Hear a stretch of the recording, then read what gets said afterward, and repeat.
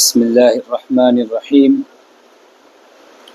نحمده ونصلي على رسوله الكريم أما بعد فأعوذ بالله من الشيطان الرجيم بسم الله الرحمن الرحيم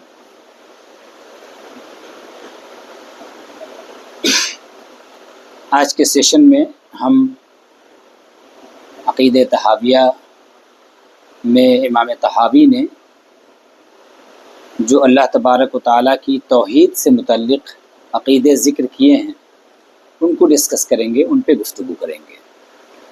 امام طحاوی کہتے ہیں نقول فی توحید اللہ معتقدین بتوفیق اللہ، اللہ کی توفیق سے عقیدہ رکھتے ہوئے اللہ تعالیٰ کی توحید کا ہم کہتے ہیں، یعنی توحید سے متعلق وہ اپنے عقیدے کا اظہار کرتے ہوئے فرماتے ہیں۔ کون کون سے پوائنٹس انہوں نے کور کیے ہیں؟ سب سے پہلا پوائنٹ انہوں نے فرمایا کہ ان اللہ واحد لا شریک لہ، اللہ تبارک و تعالی ایک ہے اور اس کا کوئی شریک نہیں ہے۔ توحید کا مطلب کیا ہوتا ہے؟ اللہ تبارک و تعالیٰ کو ایک ماننا، توحید ایک ماننا۔ ہمارے ایک ماننے سے وہ ایک نہیں ہے بلکہ وہ ایک ہے۔ اگر ہم ایک مانیں گے تو ایمان میں داخل ہوں گے، ہم مسلمان کہلائیں گے، ہم مومن کہلائیں گے، ٹھیک ہے؟ اسی لیے علماء یا انسان جب بھی اپنے عقیدے کا اظہار کرتا ہے تو کہتا ہے کہ ہم اللہ کی توحید پر ایمان رکھتے ہیں، یعنی اللہ کو ایک مانتے ہیں، ورنہ وہ تو ایک ہے ہی، ایسا نہیں کہ ہمارے ماننے سے وہ ایک ہے۔ اللہ تبارک و تعالیٰ کے ایک ہونے پر قرآن کریم کے اندر ڈھیر ساری دلیلیں ذکر کی گئی ہیں۔ وَإِلَٰهُكُمْ إِلَٰهٌ وَاحِدٌ، تمہارا معبود ایک معبود ہے۔ لو کان فیہما آلہۃ الا اللہ لفسدتا، اگر آسمان و زمین کے اندر بہت سارے معبود ہوتے، بہت ساری ایسی ذات ہوتی جن کی عبادت کی جاتی تو پھر کیا ہوتا؟ لفسدتا، وہ دونوں فساد کرتے، دونوں جھگڑتے آپس میں۔ یعنی بتانے کا مقصد یہ ہے، اللہ تبارک و تعالیٰ اپنی توحید پر دلیل دیتا ہے کہ اگر دو یا دو سے زیادہ رب ہوتے، اس کائنات کو چلانے والے ہوتے، تو ظاہر ہے کہ دو صورت ہوتی وہاں پر، یا تو دونوں کا ایگریمنٹ ہو جاتا کہ چلو بارش ہی ہونی ہے، چلو فلاں انسان کو روزی دینی ہے، فلاں کو نہیں دینی ہے، فلاں کی موت ہونی ہے، فلاں کی موت نہیں ہونی ہے، یا تو ایگریمنٹ ہو جائے گا۔ تو اگر ایگریمنٹ ہو جاتا ہے تب بھی گڑبڑی ہے، اس لیے کہ ایک ہی چیز کے اندر ایک سے زائد لوگوں کا پاور یوز ہو رہا ہے، ایک سے زائد ذات کا پاور یوز ہو رہا ہے، ایکسٹرا پاور یوز ہو رہا ہے۔ اور اگر ایگریمنٹ نہیں ہوا، دونوں کے درمیان اختلاف ہو گیا، تو ایک چاہتا ہے کہ بارش ہو اور دوسرا چاہتا ہے کہ بارش نہ ہو، بہر صورت اس کائنات کے اندر فساد برپا ہوتا ہے۔ اس کائنات کا جو نظام ہے، سسٹم ہے، وہ سسٹم چل نہیں پاتا، ٹھیک ہے؟ تو اللہ تبارک و تعالیٰ کی توحید پر قرآن کریم کے اندر بے شمار دلیلیں ہیں، ٹھیک ہے؟ اچھا، لا الہ الا اللہ محمد الرسول اللہ، جب ہم کہتے ہیں کہ اللہ کے سوا کوئی معبود نہیں اور محمد صلی اللہ علیہ وسلم اللہ کے رسول ہیں، تو لا الہ الا اللہ یہ اللہ کی توحید کا اعلان ہے۔ اب اللہ تبارک و تعالیٰ کی توحید کے اندر ڈفرینٹ اینگل ہیں، ایک ہے توحید ذات، توحید صفات اور توحید اسما۔ توحید ذات کیا ہے؟ توحید ذات کا جب ہم کہتے ہیں کہ اللہ ایک ہے اپنی ذات میں، اللہ تعالیٰ ایک ہے اپنی ذات میں، تو اس کا مطلب کیا ہوتا ہے؟ اس کا مطلب یہ ہوتا ہے کہ اللہ تبارک و تعالیٰ کے علاوہ کوئی ایسی ذات نہیں جو عبادت کی مستحق ہو، ٹھیک ہے؟ وہ یکتا و تنہا ذات ہے، ایک سے زیادہ وہ نہیں ہے۔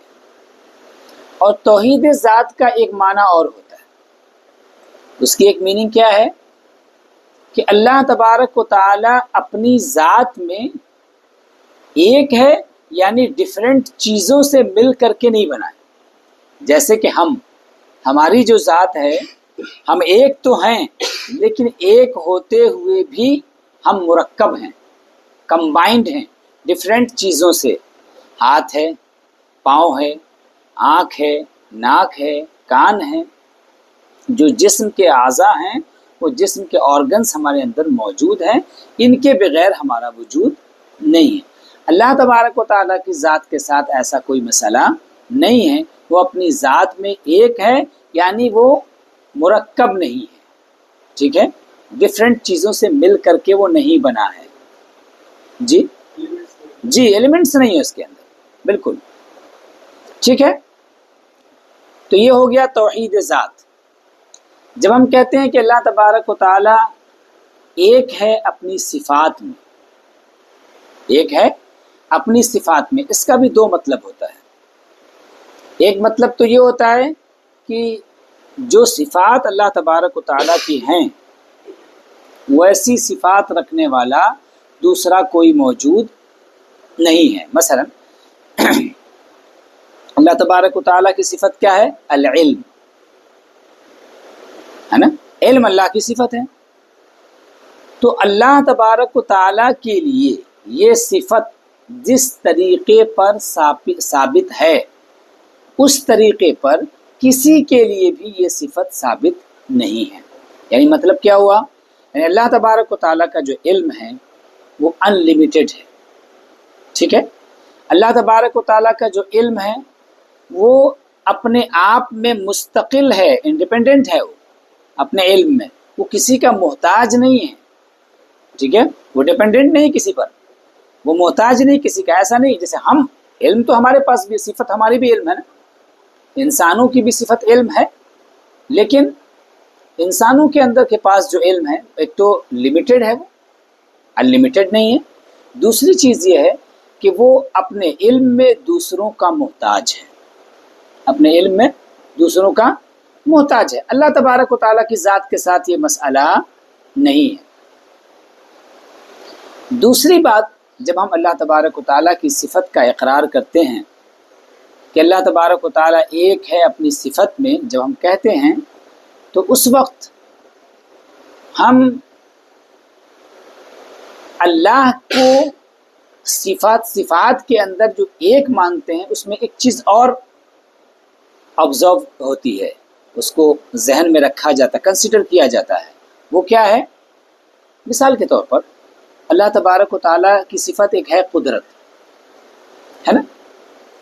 اب اللہ تبارک و تعالیٰ کی صفت جو قدرت ہے، تو اللہ کی قدرت کا ظہور آپ کی ذات میں بھی ہے، اور آپ کی ذات میں بھی ہے، اور آپ کی ذات میں بھی ہے، میری ذات کے اندر بھی ہے۔ تو اب اگر آپ غور کیجئے تو اللہ تبارک و تعالیٰ کی قدرت ایک کہاں ہوئی؟ انیک ہو گئی نا، کیونکہ آپ کے پردے میں اللہ کی قدرت کا الگ ظہور ہے، مینیفیسٹیشن اس کا الگ ہے۔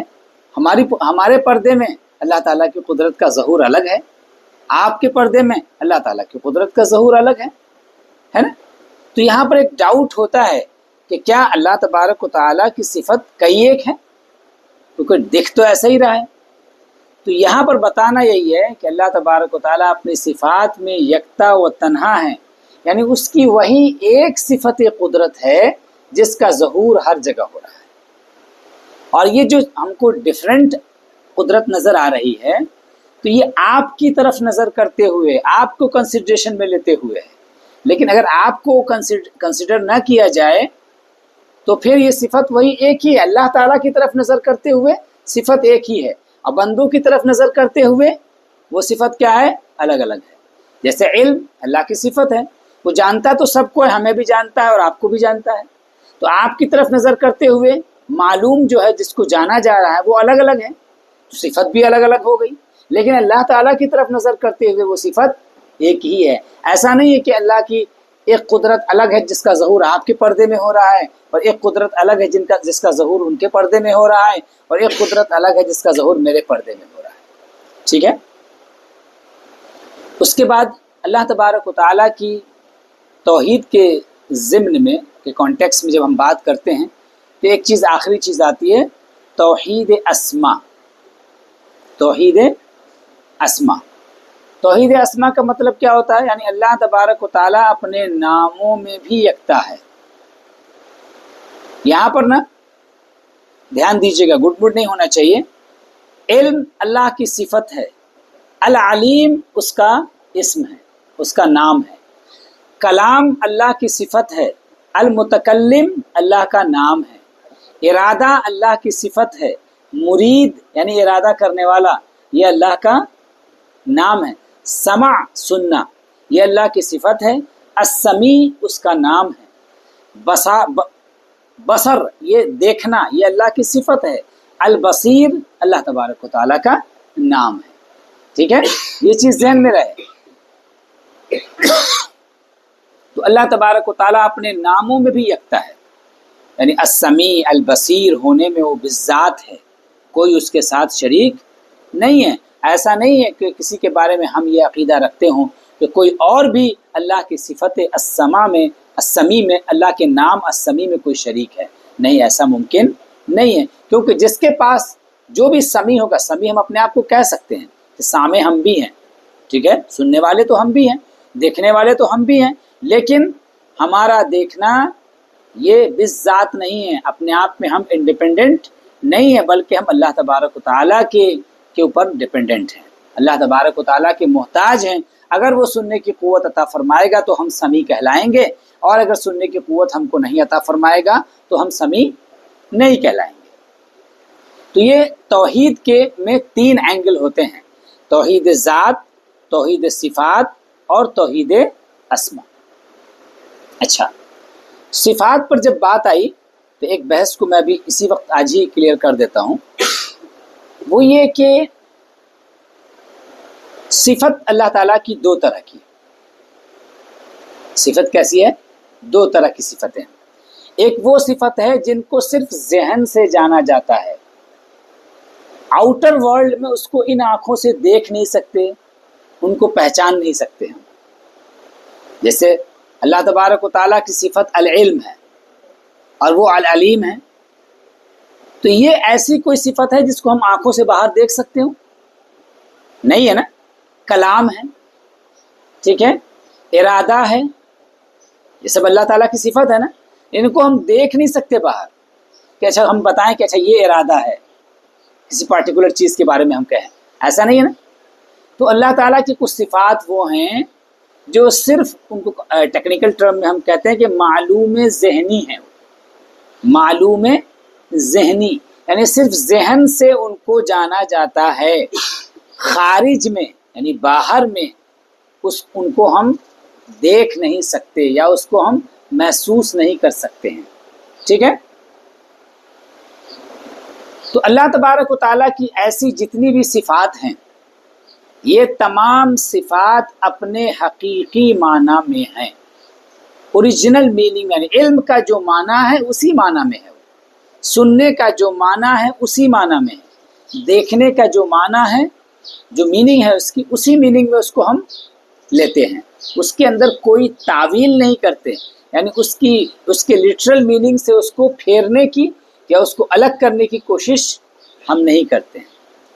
لیکن قرآن کریم کے اندر اور احادیث رسول اللہ صلی اللہ علیہ وسلم کے اندر اللہ تعالیٰ کی طرف کچھ ایسی صفتوں کی، کچھ ایسی چیزوں کی نسبت کی گئی ہے اللہ تعالیٰ کی طرف کہ وہ چیزیں صرف عقل سے نہیں سمجھی جاتی ہیں بلکہ باہر کی دنیا میں وہ موجود ہیں، ان کو ہم دیکھتے ہیں، ان کو ہم سنتے ہیں، ان کو ہم محسوس کرتے ہیں۔ جیسے قرآن کریم کے اندر بھی اور احادیث کے اندر بھی اللہ تبارک و تعالیٰ کے لیے ہاتھ کا ذکر آیا، اللہ تعالیٰ کے لیے پاؤں کا ذکر آیا ہے، آنکھوں کا ذکر آیا ہے، اللہ کے لیے ہنسنے کا ذکر آیا ہے، ٹھیک ہے. یعنی اگر جو اس طرح کی جو صفتیں ہیں نا ان کو ہم کیٹیگرائز کرتے ہیں اگر، تو 3 کیٹیگری نکلتی ہے، اس کی 3 کیٹیگری نکلتی ہے. فرسٹ کیٹیگری وہ ہوتی ہے کہ جس میں اللہ تبارک و تعالیٰ کے لیے جسم و جسمانیت کا ذکر ہے، یعنی صورت وغیرہ کا ذکر ہے، صورت، ہاتھ، پاؤں، اس طرح کی چیزوں کا ذکر ہے، ٹھیک ہے. اور دوسری کیٹیگری وہ ہوتی ہے جس میں اللہ تبارک و تعالیٰ کے لیے حرکت و انتقال یعنی مومنٹ کا ذکر ہے، اوپر نیچے آنا جانا، اس طرح کی چیزوں کا ذکر ہے. ٹھیک ہے، جیسے کہ اگر جسم و جسمانیت کی بات کی جائے تو خود اللہ تعالیٰ کے لیے قرآن کریم میں آیا کہ ید اللہ فوق ایدیہم، اللہ کا ہاتھ ان کے ہاتھوں کے اوپر ہے، یعنی جو لوگ بیعت کر رہے ہیں، ہے نا. اچھا، اور اگر صورت کی بات کی جائے تو صورت کا بھی ذکر حدیث میں آیا ہے. اللہ کے رسول صلی اللہ علیہ وسلم نے ارشاد فرمایا کہ رأیت ربی فی احسن صورت، میں نے اپنے رب کو بہت ہی خوبصورت صورت میں دیکھا، بہت ہی خوبصورت دیکھا، ہے نا. تو صورت کا لفظ وہاں پر بھی آیا، حالانکہ اللہ تعالیٰ صورت سے پاک ہے، کیونکہ ہم پہلے ہی بتا چکے ہیں کہ اللہ تعالیٰ کسی چیز سے کمبائنڈ نہیں ہے، ایلیمنٹس نہیں ہے اس کے اندر، ہے نا. اچھا، مومنٹ کی اگر بات کی جائے، حرکت و انتقال جس کو کہتے ہیں، تو اس کی اگر بات کی جائے تو دیکھیے حدیث میں اللہ کے رسول صلی اللہ تعالیٰ علیہ وسلم نے ارشاد فرمایا کہ اللہ تبارک و تعالیٰ شب برات میں 15ویں شعبان کو، ہے نا، آسمان دنیا کی طرف نزول فرماتا ہے. نزول کیا ہے؟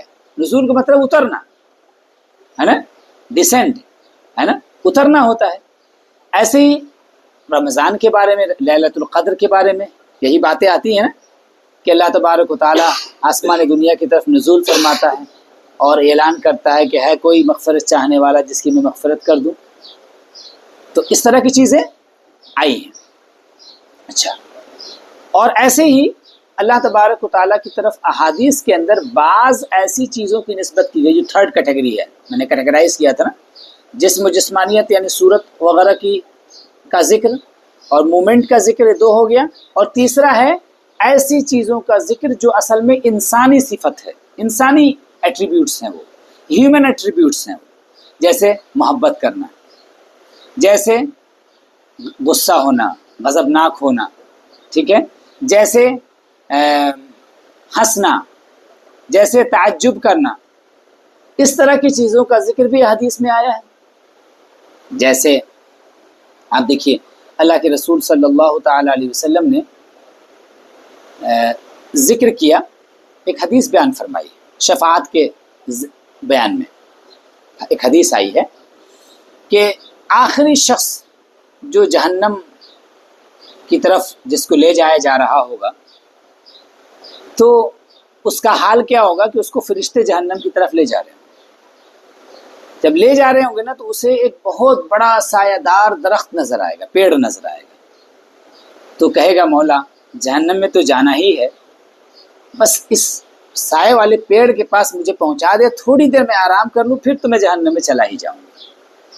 تو چنانچہ اللہ تعالیٰ فرشتوں کو حکم دیتا ہے، وہ لے کے اس کو جاتے ہیں اور اس کے بعد وہاں پر وہ آرام کرتا ہے. جب وہ وہاں پہنچ جاتا ہے نا تو اس سے بھی زیادہ سایہ دار درخت ایک اور نظر آ جاتا ہے اس کو.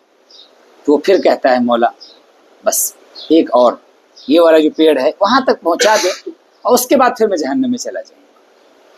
اللہ تبارک و تعالیٰ حکم دے دیتا ہے، وہاں پہنچا دیا جاتا ہے. اب جب وہاں پہنچتا ہے نا تو وہاں سے اس کو جنت کا دروازہ نظر آتا ہے. تو کہہ رہا ہے مولا بس ایک آخری خواہش، وہ جنت کا جو دروازہ ہے نا وہاں پہ پہنچ جاتا ہوں، دیکھ کر کے آ جاتا ہوں کیسی جنت ہے تیری. اللہ کا حکم ہو جاتا ہے، پہنچا دیا جاتا ہے جنت کے دروازے پہ. تو کہتا ہے مولا بس ایک راؤنڈ مار کے آتا ہوں اندر سے، جنت کے اندر سے ایک راؤنڈ میں مار کے آتا ہوں، بس اس کے بعد تو پھر میں جہنم میں چلا ہی جاؤں گا. حکم ہو جاتا ہے، اللہ کی رحمت جوش میں تھی، ٹھیک ہے. وہ جنت کے اندر جاتا ہے، گھومتا ہے، پھرتا ہے. اب اس کے بعد فرشتے کہتے ہیں بھائی چلو نکلو. بولے یہاں سے نکلنا کیسا؟ جنت میں آنے کے بعد کوئی نکلتا ہے کیا؟ وَمَا هُم مِنْهَا بِمُخْرَجِينَ، جنت سے نکالے کہاں جائیں گے؟ جو ایک بار جنت میں داخل ہو گیا وہ تو وہیں رہتا ہے نا ہمیشہ ہمیش کے لیے. اب تو میں آ چکا ہوں، میں یہاں سے کہاں جاؤں گا؟ یہاں سے کہیں نہیں جانے والا ہوں۔ اللہ تبارک و تعالیٰ کی رحمت جوش میں آتی ہے، اللہ فرماتا ہے کہ جانے دو اس کو، جنت ہی میں رہنے دو۔ اور اس کے بعد اللہ تبارک و تعالیٰ جو ہے حدیث میں جو لفظ آئے ہیں فَيَضْحَكُ اللَّهُ تَعَالَى، اللہ تبارک و تعالیٰ ہنستا ہے۔ تو اب دیکھیں یہاں پر ہنسنے کا ذکر، اب ظاہر سی بات ہے کہ یہاں پر ہنسنا ہماری طرح تو ہوگا نہیں۔ تو یہ تین طرح کی کیٹیگری ہیں جن کا ذکر اللہ تبارک و تعالیٰ نے یا رسول اللہ صلی اللہ علیہ وسلم نے ان کی نسبت اللہ تعالیٰ کی طرف فرمائی ہے۔ تو اب یہ جو صفات ہیں یا یہ جو چیزیں جن کی نسبت اللہ تعالیٰ کی طرف کی گئی ہے، یہ صفتیں ایسی ہیں جن کو ہم باہر میں دیکھتے ہیں، جیسے ہاتھ ہے ہم دیکھ رہے ہیں، پاؤں ہم دیکھ رہے ہیں، آنکھ ہم دیکھتے ہیں، ہنسنے کو ہم محسوس کرتے ہیں نا، غصے کو ہم محسوس کرتے ہیں، یہ خارج کی باہر کی دنیا میں ہم اس کو دیکھتے ہیں نا۔ اور ان کی جو میننگ ہے، یعنی ہنسنا یا ہاتھ پاؤں یا آنکھ یا غصہ کرنا یا محبت کرنا، یہ چیز ایسی ہے کہ ان کی ایک ہی میننگ ہے، اور جو بھی میننگ اس کی نکلے گی نا وہ ہیومن لیول کی ہوگی، انسانی ہوگی۔ وہ ایسی کوئی میننگ ایسی اس کی ہے ہی نہیں کہ جو اس کے اندر ہیومن جو ایفیکٹ ہے اس کے اندر نہ پایا جائے، ایسا ہو ہی نہیں سکتا ہے۔ اور جو بھی ہیومن ایٹریبیوٹس ہیں وہ کیا ہیں؟ حادث۔ حادث کا مطلب ختم ہو جانے والے، یعنی ہمیشہ ہمیش کے لیے باقی رہنے والے نہیں ہیں۔ اب اگر اس کی نسبت اللہ تعالیٰ کی طرف کی گئی ہے تو ہمارا ذہن کس طرف جائے گا؟ اب آیا کہ اللہ کے ہاتھ ہیں، آپ کا ذہن کدھر گیا؟ انہی ہاتھ کی طرف گیا نا، ٹھیک ہے۔ اللہ تبارک و تعالیٰ ہنستا ہے، کدھر جائے گا آپ کا ذہن؟ ذہن فوراً انسانی صفت کی طرف جائے گا۔ حالانکہ اللہ تبارک و تعالیٰ نے جہاں پر اپنی صفتوں کا ذکر کیا ہے تو اللہ نے کیا فرمایا؟ لیس کمثلہ شیء، اللہ تبارک و تعالیٰ کی طرح، اس کے صفات کی طرح کوئی چیز، کوئی صفت نہیں ہے۔ اس کا مطلب یہ کہ اللہ تبارک و تعالیٰ کی جو بھی صفت ہوں گی وہ ہیومن ایفیکٹ سے بالکل الگ ہوں گی، بہت بیونڈ ہیومن امیجنیشن ہے وہ، ٹھیک ہے، انسانی تصور سے بہت اوپر ہے وہ، ٹھیک ہے۔ تو اب اس طرح کی جو صفتیں ہوں گی نا، یہاں پر اس طرح کی آیات کو، اس طرح کی حدیثوں کو کیسے سمجھا جائے؟ تو علماء کی جو اپروچ ہیں اس سلسلے میں، جو اہل سنت و جماعت کا اپروچ ہے وہ دو اپروچ ہیں۔ ایک اپروچ کیا ہے؟ تفویض۔ کیا ہے؟ تفویض، ضاد ہے لاسٹ میں، ٹھیک ہے۔ تفویض کا مطلب کیا ہوتا ہے؟ کسی کے حوالے کر دینا، ٹھیک ہے۔ تو اس کا مطلب کیا ہوا؟ اس کا مطلب یہ ہے، ہم کہیں گے کہ ہم اللہ تبارک و تعالیٰ نے جو یہ نسبت کی ہے اپنی طرف، ہاتھ کی یا پاؤں کی یا صورت کی، یا حضور نے جو نسبت کی ہے، ان پر ہم ایمان رکھتے ہیں، ان پر ہم ایمان رکھتے ہیں کہ یہ صفتیں اللہ تعالیٰ کی برحق ہیں، کوئی ڈاؤٹ نہیں ہے اس کے اندر، لیکن ہم اس کا معنی نہیں جانتے، اس کی میننگ ہم نہیں جانتے، کیونکہ میننگ پہ جائیں گے اگر تو میننگ تو ہیومن ایفیکٹ والی ہوگی، انسانی ہوگی، اور اللہ تعالیٰ ان سب چیزوں سے پاک ہے، حوادث سے پاک ہے۔ تو اسی لیے ہم یہ کہیں گے کہ اس کی میننگ ہم نہیں جانتے، اس کی میننگ کو اللہ کے حوالے کرتے ہیں، اس کی میننگ کو اللہ کے حوالے کرتے ہیں، لیکن ایمان ہے ہمارا کہ اللہ کے لیے صورت ہے، اللہ کے لیے وجہ ہے، اللہ کے لیے ید ہے، لیکن اس کی میننگ کیا ہے؟ میننگ پوچھو گے تو ہم نہیں بولیں گے۔ اسی لیے اس طرح کی صفتوں کے بارے میں امام مالک رحمۃ اللہ تعالیٰ علیہ سے پوچھا گیا۔ امام مالک سے کیا پوچھا گیا؟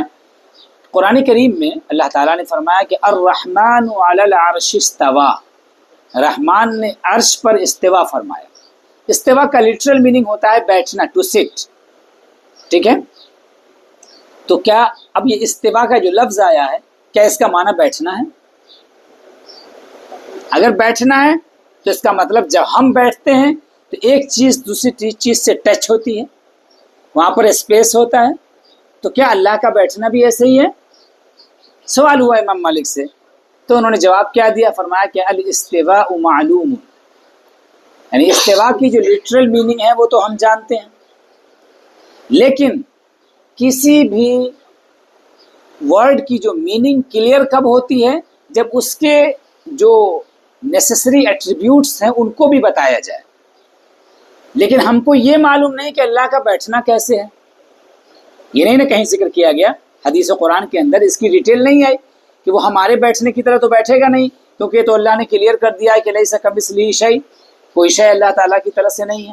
تو چونکہ یہ نہیں بتایا گیا کہ وہ کیسے بیٹھتا ہے تو اس کی میننگ نکل کے کیسے آئے گی؟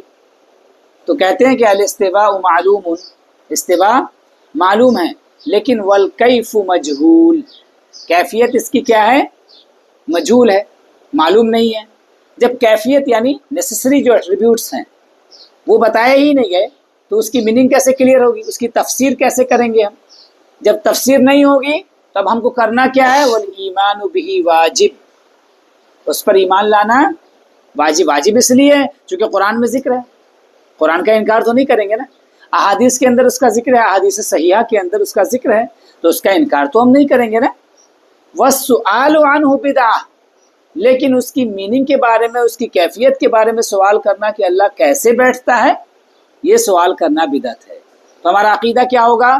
استواء اللہ کی صفت ہے، لیکن اگر آپ ہم سے پوچھیں گے کہ اللہ تعالیٰ کیسے استواء فرماتا ہے تو ہم کہیں گے ہم کو معلوم نہیں ہے، ہم اتنا جانتے ہیں کہ اللہ تبارک و تعالیٰ استواء فرمانے والا ہے جیسا کہ اس کی شان کے لائق ہے، جیسا کہ اس کی شان کے لائق ہے، ٹھیک ہے؟ یہ ایک اپروچ ہوا علماء کا۔ دوسرا اپروچ کیا ہے؟ دوسرا اپروچ یہ ہے کہ یہ تسلیم کا ایمان رکھتے ہوئے کہ یہ اللہ کی صفت ہے، ٹھیک ہے، اور اس بات پر ایمان رکھتے ہوئے کہ حقیقی معنی اللہ ہی جانتا ہے، صحیح میننگ اللہ ہی جانتا ہے، لیکن ہم اپنی عقل کے لحاظ سے ایسا کوئی معنی پیدا کرنے کی کوشش کریں گے جو معنی عربی زبان کے لحاظ سے درست ہو۔ جیسے مثال کے طور پر اللہ تبارک و تعالیٰ کے لیے صورت کا ذکر آیا ہے نا، کہ رأیت ربی فی احسن صورت، میں نے اپنے رب کو احسن صورت پر دیکھا۔ تو اب صورت کا جو لٹرل میننگ ہے وہ تو یہاں پر مراد نہیں ہو سکتا ہے، ٹھیک ہے، کیونکہ وہ ہیومن ایفیکٹس لیے ہوگا، حادث ہوگا وہ، ٹھیک ہے، لہٰذا وہ اللہ کی صفت نہیں بن سکتا ہے۔ اب یہاں پر ہم کیا کریں گے؟ ہمارا اپروچ پہلا اپروچ تو وہ ہوگا جو پہلے ذکر کر چکے، ہم یہ کہیں گے کہ صورت اللہ کی صفت ہے لیکن اس کی میننگ ہم نہیں جانتے، البتہ ہم اس پر ایمان رکھتے ہیں۔ لیکن سیکنڈ اپروچ جو علماء کا ہے وہ کیا ہے؟ وہ کہتے ہیں کہ اس کی ایسی میننگ نکالنے کی کوشش کریں گے کہ جو میننگ عربوں کے ہاں لٹرل میننگ سے ہٹ کر کے یوز ہوتی ہے۔ چونکہ کوئی بھی ورڈ ہوتا ہے نا جنرلی عربی زبان میں دو طرح کی میننگ ہوتی ہے، ایک لٹرل میننگ ہوتی ہے اور ایک میٹافوریکل میننگ ہوتی ہے اس کی، ہے نا؟ تو میٹافوریکل میننگ اس کی کوئی ہے یا نہیں ہے ہم یہ دیکھیں گے۔ عرب صورت کو کسی اور معنی میں استعمال کرتے ہیں یا نہیں کرتے ہیں؟ تو اب صورت کو عرب کس معنی میں استعمال کرتے ہیں؟ صورت کو عرب نشانی کے معنی میں استعمال کرتے ہیں۔ کس کے معنی میں استعمال کرتے ہیں؟ نشانی کے معنی میں، تجلی کے معنی میں، نور کے معنی میں، ٹھیک ہے، استعمال کرتے ہیں۔ لہٰذا اب ہم یہاں پر کیا کریں گے؟ ہم کہیں گے کہ یہاں پر لٹرل میننگ مراد نہیں ہے، بلکہ کیا مراد ہے؟ اللہ تبارک و تعالیٰ کی تجلی، اللہ تبارک و تعالیٰ کا نور، یا اللہ تبارک و تعالیٰ کی نشانی، ٹھیک ہے۔ تو میں نے اپنے رب کو بہترین نشانی پر دیکھا ہے، یعنی اللہ تبارک و تعالیٰ کی جو نشانی تھی بڑی شاندار، بڑی خوبصورت تھی، اللہ تبارک و تعالیٰ کا جو نور تھا وہ بڑا خوبصورت تھا، یہ معنی ہو جائے گا اس کا۔ اب معنی صحیح ہو گیا نا، ٹھیک ہے۔ یا وجہ دیکھ لیجئے، وجہ کا لفظ آیا ہے نا، چہرہ، تو چہرہ بول کر کے اللہ تبارک و تعالیٰ کی نشانی مراد ہوتی ہے، تجلی مراد ہوتی ہے۔ جیسے حدیث پاک میں قرآن کریم میں اللہ تعالیٰ نے فرمایا کہ اینما تولوا فثم وجہ اللہ، تم جدھر بھی منہ کرو ادھر اللہ کی نشانی موجود ہے۔ دیکھیے پر وجہ کس معنی میں استعمال ہوا ہے؟ یہاں پر نشانی کے معنی میں استعمال ہوا ہے، تو گویا نشانی کے معنی میں بھی ہم اس کو استعمال کر سکتے ہیں۔ یہ ایک اپروچ ہے، ٹھیک ہے۔ ید کا لفظ ہے، ید کا لٹرل میننگ تو یہ ہے جس سے ہم پکڑتے ہیں، لیکن ید کا ایک معنی کیا ہوتا ہے؟ پاور کو بھی ڈینوٹ کرتا ہے، یہ پاور کو بھی ریفر کرتا ہے۔ انسان جب پاور دکھانا چاہتا ہے تو ایسے کرتا ہے نا، تو اس کا مطلب ید کا معنی پاور، قوت کے معنی میں بھی ہوتا ہے۔ تو ید اللہ کا مطلب ہو جائے گا کہ اللہ تبارک و تعالیٰ کی قوت ان کے ساتھ شامل ہے، ٹھیک ہے۔ یہ جو اپروچ ہے، اس کو اپروچ کو کہا جاتا ہے تاویل۔ کیا کہتے ہیں اس کو؟ تاویل۔ لیکن یہاں پر ایک چیز بتا دوں، تاویل دو طرح کی ہوتی ہے، تاویل صحیح اور تاویل فاسد۔ تاویل صحیح اور تعویل فاسد. تعویل صحیح کون ہوتی ہے؟ چونکہ یہ جو ٹیکسٹ ہے جو اللہ تبارک و تعالیٰ کی طرف جو ان چیزوں کی نسبت کی گئی وہ عربی میں کی گئی ہے نا، تو اس کی جو ہم دوسری میننگ میٹافوریکل میننگ جو لے رہے ہیں وہ عربوں کے ہاں یوز ہوتی ہے یا نہیں؟ اگر وہ میننگ عربوں کے ہاں یوز ہوتی ہے تو تعویل صحیح ہے، لیکن ہم اپنی طرف سے کوئی گڑھ کر کے معنی بیان کریں اس کا جو عربوں کے ہاں یوز نہ ہوتا ہو، جو میننگ یوز نہ ہوتی ہو، تو ایسی صورت میں یہ تعویل کون سی ہو جائے گی؟ تعویل فاسد ہو جائے گی. کیا ہو جائے گی؟ تعویل. اور یہ گمراہوں کا طریقہ ہے. گمراہوں کا، اب گمراہوں میں جو ہے نا دو اپروچ ہیں، ان میں بھی دو اپروچ ہیں. اہل سنت کی بھی دو اپروچ ہیں اور گمراہوں کی بھی دو اپروچ ہیں. ایک کیا ہے؟ جو سرے سے اس طرح کی صفات کا انکار کر دیتے ہیں، کہتے ہیں یہ اللہ کی صفت ہی نہیں، ٹھیک ہے، اور اس کی ایسی میننگ، ایسی تعویل کرتے ہیں، اس کی ایسی تعویل کرتے ہیں جو تعویل عربوں کے یہاں یوز میں نہیں ہے، یعنی تعویل فاسد کرتے ہیں، ٹھیک ہے. اور دوسرا اپروچ جو گمراہوں کا ہے وہ کیا ہے کہ اس کو اس کی لٹرل میننگ میں لے کر کے اللہ تعالیٰ کے لیے ہاتھ، پیر، آنکھ، کان سب ثابت کر دیتے ہیں. تو گویا جیسے غیر مسلموں کے ہاں جو ہے ان کے معبودوں کا پورا ایک اسٹرکچر ہوتا ہے، تو ویسے ہی گویا ہمارے ہاں بھی کچھ لوگ ایسے ہیں گمراہ جو اللہ تبارک و تعالیٰ کے لیے اس طرح کی چیزوں کو ثابت کرتے ہیں. لیکن اہل سنت کا جو اپروچ ہے وہ اپروچ یہی ہے. ایک پوائنٹ اور میں یہاں پر شیئر کر دوں آپ سے کہ جو پہلا والا اپروچ تھا جس کو ہم نے تفویض کے نام سے یاد کیا ہے، ٹھیک ہے، یہ تفویض والا جو اپروچ ہے یہ صحابہ، تابعین، تبع تابعین جو اسلاف کہلاتے ہیں، پرانے علماء، متقدمین، ان کا اپروچ ہے. یہ جنرلی ان کا اپروچ یہی ہے. اگرچہ ان میں بھی بہت سارے تعویل کرنے والے ہیں، لیکن تعویل ان جنرل جو ہے نا یہ متقدمین کا اپروچ نہیں ہے بلکہ بعد والے علماء کا اپروچ ہے. اب آپ کہیں گے کہ جب بعد والے علماء کا اپروچ تعویل ہے تو بہتر تو یہی ہے کہ تفویض والے کو اختیار کیا جائے. بات صحیح ہے آپ کی، لیکن دونوں میں خوبی ہے. خوبی کیا ہے؟ اسی لیے علماء نے کہا ہے کہ جو اسلاف کا جو مذہب ہے، پرانے علماء کا جو مذہب ہے، اس مذہب کو انہوں نے کہا ہے کہ مذہب اسلم. کیا کہا ہے؟ یہ ٹیکنیکل چیزیں تھوڑا سا یاد کر لیجیے کہ مذہب اسلم. اور جو بعد والے علماء کا جو مذہب ہے ان کا جو اپروچ ہے اس کو کیا کہا؟ مذہب سالم. مذہب سالم، اس میں زیادہ سلامتی ہے، اس میں بھی سلامتی ہے. لیکن جو بعد والوں کا اپروچ ہے اس کو کہا گیا کہ اس کے اندر حکمت زیادہ ہے. اس کے اندر حکمت کیسے؟ احکم ہے. وہ احکم کیسے ہے؟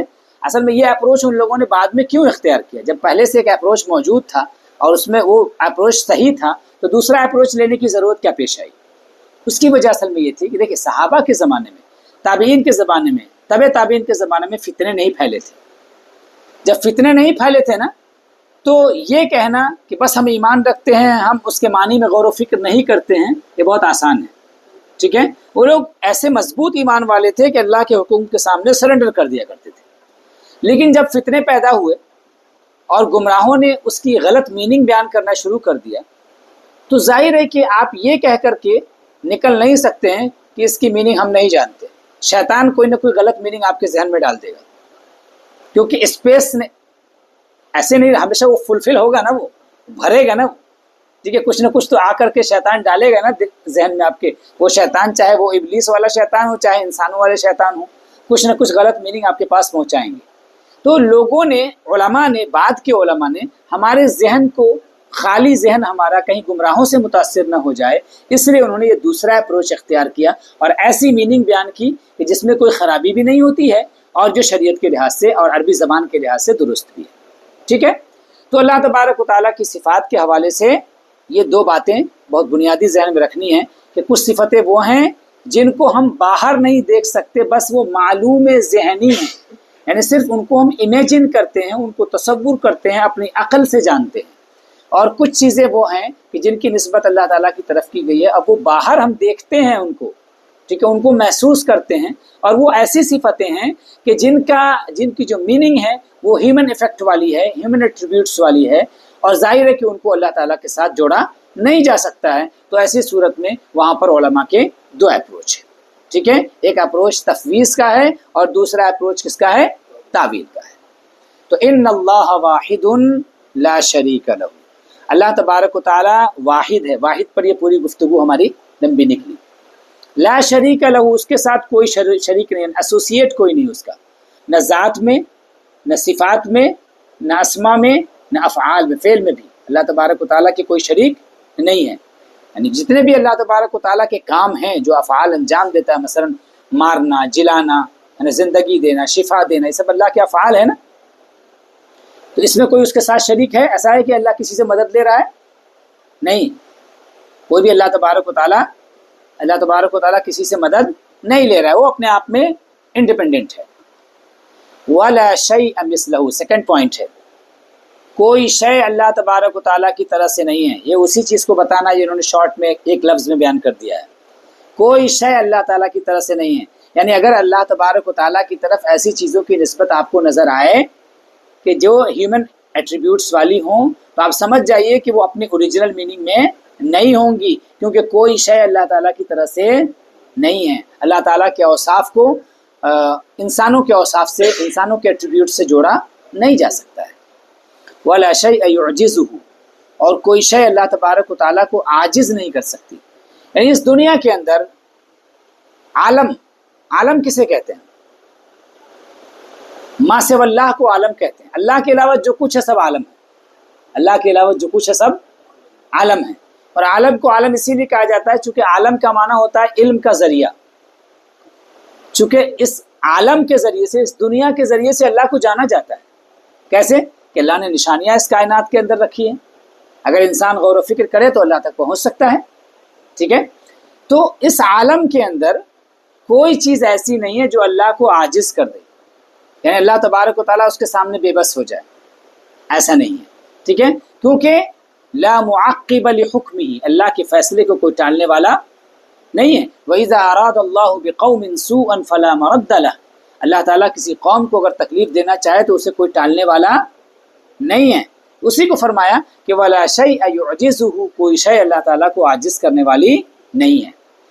وَلَا إِلَٰهَ غَيْرُهُ، اور اللہ تبارک و تعالیٰ کے سوا کوئی معبود نہیں ہے، اللہ تبارک و تعالیٰ کے سوا کوئی بھی قابل عبادت نہیں ہے۔ توحید پر جب بات ہوتی ہے تو دو طرح کی توحید، دو اینگل توحید کے آتے ہیں، ایک ہے توحید ربوبیت اور ایک ہے توحید الوہیت۔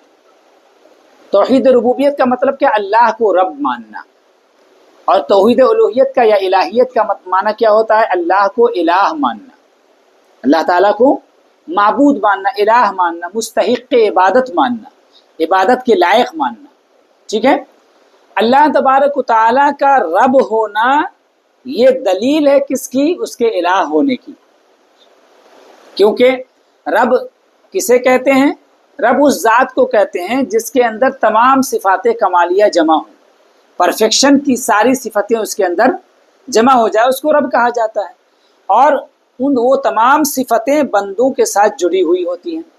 اللہ تبارک و تعالیٰ نفع دینے والا ہے، وہی نقصان پہنچانے والا ہے، وہی شفا دینے والا ہے، وہی موت دینے والا ہے، وہی زندگی دینے والا ہے۔ یعنی انسانوں کے ساتھ جتنی بھی افیکٹ کی چیزیں جڑی ہوئی ہیں وہ سب اللہ تبارک و تعالیٰ کی طرف سے، اور انسان کی ہر ضرورت کو اللہ تبارک و تعالیٰ بغیر کسی کمی اور بیشی کے اور بغیر آگے پیچھے ہوئے پوری فرمانے والا ہے۔ یہ صفت ربوبیت ہے۔ تو جو ذات ایسی ہو کہ ساری پرفیکشن والی کوالٹیز، اسی کے ایٹریبیوٹس اس کے اندر پائے جاتے ہوں، ٹھیک ہے، اور وہ بندوں کے پر سب سے زیادہ احسان فرمانے والا، سب سے زیادہ اس پر اپنی نعمتیں نازل کرنے والا ہو، تو اب ظاہر ہے کہ جو محسن ہوتا ہے، جو احسان کرنے والا ہوتا ہے، اس کا احسان ماننا چاہیے کہ نہیں؟ اس کا احسان ماننا چاہیے نا۔ احسان ہم کیسے مانتے ہیں دنیا کے اندر؟ اس کی تعظیم کر کے احسان مانتے ہیں نا۔ اور تعظیم کا جو ایکسٹریم لیول ہے، تعظیم کا جو ایکسٹریم لیول ہے اسی کو عبادت کہتے ہیں۔ تعظیم کے ایکسٹریم لیول کو عبادت کہتے ہیں۔ عربی میں عبادت کی اسی لیے تعریف کی گئی ہے، اقصا غایت الخضوع والتذلل، انتہا درجے کی عاجزی اور انکساری کا اظہار۔ اور اس کے اظہار کا طریقہ کیا ہوتا ہے؟ ایکسٹریم لیول عبادت کا کیا ہے؟ سجدہ. اسی لیے سجدہ اللہ کے علاوہ کسی کے لیے جائز نہیں ہے. ٹھیک ہے، کسی کے لیے رکوع کرنا عبادت کی نیت سے جائز نہیں ہے. ٹھیک ہے نا. تو اللہ تبارک و تعالیٰ کی دلیل ہے اس کے معبود ہونے کی، دلیل ہے کیا؟ اس کا رب ہونا، اور اسی کا آٹومیٹک ایفیکٹ ہے اس کا معبود ہونا. اسی کا آٹومیٹک ایفیکٹ ہے معبود ہونا. گویا وہ بیس ہے، ربوبیت بیس ہے، اور اسی کا اثر یہ ہے کہ اللہ تبارک و تعالیٰ کو ہم معبود مانتے ہیں. قدیم بلا ابتداء، دو چیزیں بہت آسانی کے ساتھ میں آگے بڑھا دے رہا ہوں. قدیم بلا ابتداء، اللہ تعالیٰ قدیم ہے. قدیم کا میننگ کیا ہے؟ اسی کی وضاحت کر دیا انہوں نے. بلا ابتداء یعنی اس کی کوئی ابتدا نہیں ہے. یہ نہیں کہہ سکتے ہماری ابتدا ہے نا بھائی ہم فلاں ایک پرٹیکولر ڈیٹ کو پیدا ہوئے، لیکن اللہ تبارک و تعالیٰ کی ابتدا نہیں ہے. دائم بلا انتہاء، وہ ہمیشہ رہنے والا ہے. ہمیشہ رہنے والا کا مطلب کیا ہوا؟ یعنی وہ اس کی کوئی انتہا، اس کا کوئی اینڈ نہیں ہے. جس کو کہ ہم ایک دوسرے ٹیکنیکل ٹرم میں ہم بولتے ہیں کہ اللہ تبارک و تعالیٰ کی ذات ازلی ہے اور ابدی ہے. کیا بولتے ہیں؟ ازلی ہے اور ابدی ہے. ازلی ہونے کا مطلب کیا؟ یعنی اس کی ابتدا نہیں ہے. اور ابدی ہونے کا مطلب کیا ہے؟ کہ اس کا کوئی اینڈ نہیں ہے. اسی کی مزید تھوڑی سی اور تشریح کر رہے ہیں. لا یفنا ولا یبید، اللہ تعالیٰ نہ فنا ہوگا اور نہ ختم ہوگا. ٹھیک ہے، ختم ہونے والا نہیں ہے. ولا یکون الا ما یرید، اور ہوگا وہی جو وہ چاہے گا. ہوگا وہی جو اللہ چاہے گا. وما تشاءون الا ان یشاء اللہ، ہمارے چاہنے سے کچھ نہیں ہوتا جب تک کہ اس کا ڈیسیژن نہ ہو. اگرچہ دنیا کے اندر اللہ تعالیٰ نے جو اسباب پیدا کیے ہیں، تو اللہ تعالیٰ کی سنت یہی ہے کہ جب ان اسباب کو، ریسورسز کو ہم اختیار کرتے ہیں تو اللہ تبارک و تعالیٰ کا ارادہ بھی جڑ جاتا ہے وہاں پر. لیکن یہ اللہ کی سنت ہے، ضروری نہیں ہے، اللہ پر واجب نہیں ہے. مثال کے طور پر اس کی ایک مثال لے لیں. جیسے کہ کھانا بھوک مٹانے کا ذریعہ ہے، روٹی بھوک مٹانے کا ذریعہ ہے. اللہ نے ذریعہ بنایا ہے نا بھوک مٹانے کا اس کو. تو روٹی ہم کھائیں گے تو بھوک مٹ جائے گی. یعنی جب روٹی کھائیں گے تو بھوک مٹنے کی جو چیز ہے، صفت ہے، اس کے ساتھ اللہ کا ارادہ جڑ جائے گا اور اللہ تبارک و تعالیٰ ہماری بھوک کو مٹا دے گا. تو اصلاً بھوک مٹانے والا وہی ہے. ٹھیک ہے، لیکن اس نے سنت ایسی اپنی بنائی ہے کہ بندہ اسباب کے قریب جائے. لیکن ضروری نہیں ہے کہ جب جب آپ کھانا کھائیں تو آپ کی بھوک مٹی جائے. ایسا ہوتا ہے کہ ہم کبھی کھانا کھاتے، بہت سارا کھانا کھا لیتے ہیں، لیکن اس کے باوجود ہماری بھوک نہیں مٹتی. ایسا ہوتا ہے کہ نہیں؟ کبھی ہم پیاس لگی ہوتی ہے، پانی پیتے ہیں لیکن پیاس بجھتی نہیں. لیکن بہرحال پیاس بجھانے کا ذریعہ کیا ہے؟ پانی. اس کے قریب آپ کو جانا پڑے گا. تو ہوگا وہی جو اللہ چاہے گا، نہ چاہے گا تو نہیں ہوگا. وما تشاءون الا ان یشاء اللہ، تمہارے چاہنے سے کچھ نہیں ہوتا ہے مگر یہ کہ اللہ تعالیٰ چاہے. لا تبلغه الاوہام، اللہ تبارک و تعالیٰ کی جو ذات ہے، انسان کا جو وہم ہے وہاں تک نہیں پہنچ سکتا.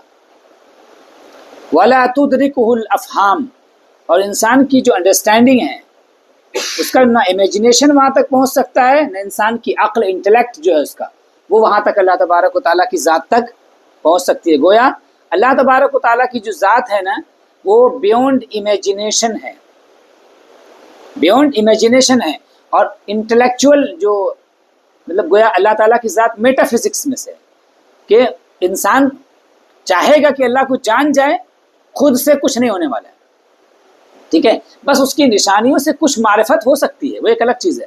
لیکن اللہ کی حقیقت کا احاطہ کر لے، اس کو گھیر لے، وہ ایسا ممکن نہیں ہے. انسان کی عقلیں حیران رہ جائیں گی، لیکن اللہ تبارک و تعالیٰ کی حقیقت کا ادراک اور اس کا علم انسان کو نہیں ہو سکتا ہے. اس لیے انسان اللہ تعالیٰ کے بارے میں اتنا ہی جانتا ہے جتنا کہ اللہ تبارک و تعالیٰ نے ہم کو بتایا ہے اپنے بارے میں. ٹھیک ہے، اور اتنے ہی پر ہم کو ایمان بھی رکھنا چاہیے. اور اللہ تعالیٰ کی ذات کے بارے میں غور و فکر زیادہ نہیں کرنا چاہیے. اسی لیے کہ روایت میں آیا ہے کہ لا تفکروا فی ذات اللہ، اللہ کی ذات میں غور و فکر نہ کرو. تفکروا فی آلاء اللہ، اللہ کی نعمتوں میں، اس کی صفتوں میں غور و فکر کرو. کیونکہ نعمتوں میں غور و فکر کرو گے تو اللہ تعالیٰ کے حوالے سے تمہارے اندر بندگی کا احساس پیدا ہوگا. ٹھیک ہے، اور اللہ تعالیٰ کی ذات کے بارے میں غور و فکر کرو گے تو تم کو کوئی سرا ملے گا ہی نہیں. ٹھیک ہے، بیونڈ امیجنیشن ہے چونکہ وہ۔ آج کی گفتگو جو ہے یہیں پر ہم روکتے ہیں، انشاءاللہ تعالی کل آگے اس کے گفتگو کریں گے۔ وصلی اللہ تعالی علی خیر خلقہ سیدنا و مولانا محمد وآلہ واصحابہ اجمعین برحمتک یا ارحم الراحمین۔